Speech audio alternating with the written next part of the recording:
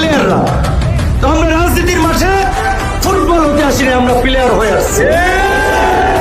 আমরা বাপদাদার কোথায় আসি নাই, নিজের যোগ্যতায় সংগ্রাম করে রক্ত দিয়ে রাজনীতির মাঠ তৈরি করেছি, দল তৈরি করেছি। বৈভট দল না, নিবন্ধিত দল।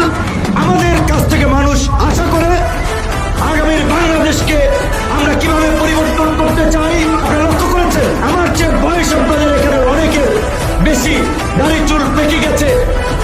এরশাদের শাসনামল দেখেছেন, কেউ কেউ জিয়াউর রহমানের শাসনামল দেখেছেন, খালেদা জিয়ার সরকার দেখেছেন, শেখ হাসিনার সরকার দেখেছেন। এমনকি মানুষ বলে আর কি যে নক্ষত্রেরও পতন হয়।